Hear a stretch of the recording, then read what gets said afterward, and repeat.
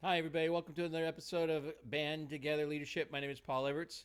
You can reach me at my email address, which is BAND, the number 2 together, band together at Comcast.net. Also, please go to our website, which is conductingmylife.com. You go to the curriculum tab, you'll see that I'm certified to be a trainer, speaker, and coach for the MAXWELL leadership team. Hire me. I'd love to come out and help you. We had a kickoff for our new business. Actually, it's a business that's being relaunched for adults and for teenagers. Prior to the relaunch, which was April the 30th in Visalia, I used John Maxwell material exclusively for my students. I taught high school from 1989 to December the 22nd, 2021. And since 1997, so it's about 25 years, I've used Dr. Maxwell's material. I'd love to come out and help you. We currently are in Roseville, California, so you'll know if you want us to help travel. I will do Zoom. However, I love being with you all. So my hope is that we'll be able to see one another in person. Give me a call, and let's see what we can do. I'm recording this on the 1st of June. It's about 12:40 p.m. again from Roseville, California. I believe graduation is this week for all the high schools in our area. And I wish them a safe and happy graduation and a hearty congratulations, because these kids have been through a lot, huh? All right. We are going to go back to Dr. Maxwell, but before, we're going to take a little break. And this is my other favorite book. I have 3 favorite books. I have the Bible's number 1, anything written by John Maxwell. It's my number 2 book. And this is my 3rd book, and I read tons of books. I'm not saying these are the only 3 books I read, but this book right here, The 7 Habits of Highly Effective People, Stephen Covey. Get it, love it, learn it. I'm going to read to you. I can read to you the whole book, but I'm not going to. But let's go to listening to our language. This is from habit number 1, which is be proactive. Listening to our language. Because our attitudes and behaviors flow out of our paradigms, if we use our self-awareness to examine them, we can often see in them the nature of our underlying maps. Our language, for example, is a very real indicator of the degree to which we see ourselves as proactive people. The language of reactive people absolves them of responsibility. That's me. That's just the way I am. I am determined. There's nothing I do about it. He makes me so mad. I am not responsible. My emotional life is governed by something outside my control. I can't do that. I just don't have the time. Something outside me, limited time, is controlling me. If only my wife were more patient. Someone else's behavior is limiting my effectiveness. And then finally, I have to do it. Circumstances or other people are forcing me to do what I do. I am not free to choose my own actions. So examples of reactive language, I'm not going to read all of them. Get the book. There's nothing I can do. Proactive language. Let's look at all our alternatives. Reactive language. That's just the way I am. Proactive language. I can choose a different approach. Reactive language. He makes me so mad. Proactive language. I can control my own feelings. And there's several more.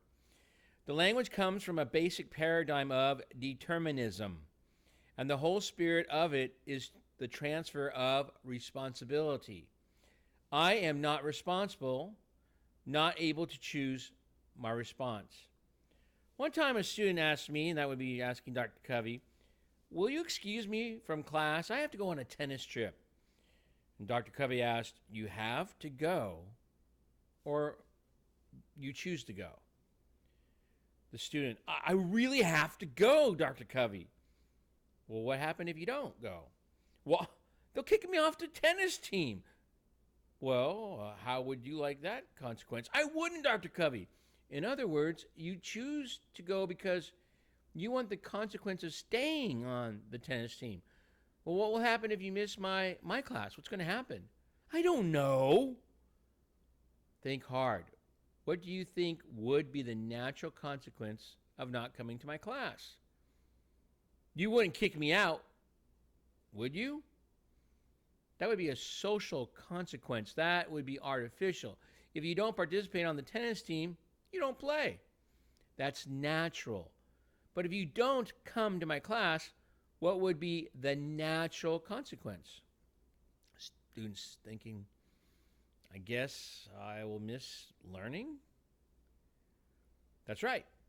So you have to weigh that consequence against the other consequence and make a choice. I know if it were me, I'd choose to go on the tennis trip, but never say you have to do anything. I choose to go on the tennis trip, says the student, and miss my class? He giggled. So did I. A serious problem with reactive language is that it becomes a self-fulfilling prophecy. People become reinforced in the paradigm that they are determined, and they produce evidence to support the belief. They feel increasingly victimized and out of control, not in charge of their life or their destiny. They blame outside forces, like other people, other circumstances, even the stars, for their own situation. At one seminar where Dr. Covey, was speaking on the concept of proactivity, a man came up to me and said, Stephen, I like what you're saying, but every situation is so different. Look at my marriage. I'm really worried. My wife and I just don't have the same feelings for each other we used to have. I guess I just don't love her anymore, and she doesn't love me. So, Dr. Covey, what can I do? The feeling isn't there anymore? That's right. And we have 3 children we're really concerned about. What do you suggest? Dr. Covey says, love her. I told you the feeling just isn't there anymore. Love her. You don't understand. The feeling of love is just not there. Then love her. If the feeling isn't there, that's a good reason to love her. But how do you love when you don't love? My friend, love is a verb. Love. The feeling is a fruit of love. The verb. So love her. Serve your wife. Sacrifice. Listen to your wife. Empathize. Appreciate. Affirm your wife. Are you willing to do that? In the great literature of all progressive societies, love is a verb. Reactive people make it a feeling. They're driven by feelings. Hollywood has generally scripted us to believe that we are not responsible, that we are a product of our feelings. But the Hollywood script does not describe the reality. If our feelings control our actions, it is because we have abdicated our responsibility and empowered them to do so. Proactive people make love a verb. Love is something you do, the sacrifices you make, the giving of self, like a mother bringing a newborn into the world. If you want to study love, study those who sacrifice for others, even for people who offend or do not love in return. If you are a parent, look at the love you have for the children you sacrificed for. Love is a value that is actualized through loving actions. Boom! Proactive people subordinate feelings to values. Proactive people subordinate feelings to values. Love, the feeling, can be recaptured. Great book. If you have not read this book, it's a gem.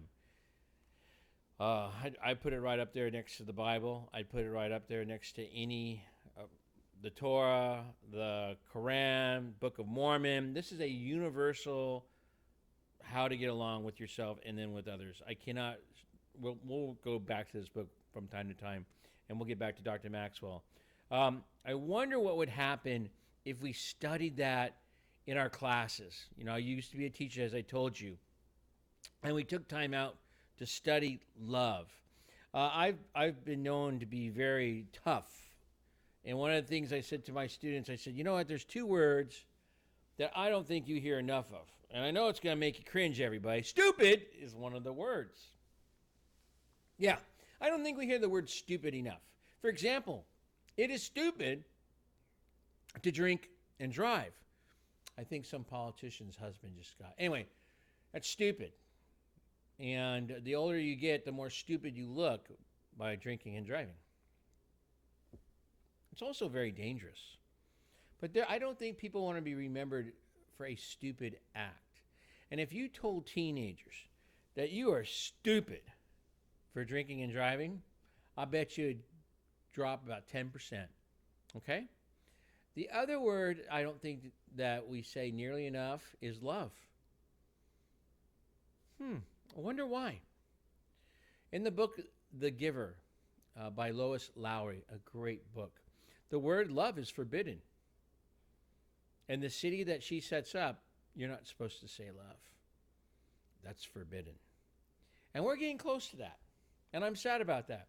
Every time I say I love you, boy, I get quizzical looks like, ew, I've sinned or something. And it's such a drag because people don't know what the word love truly means.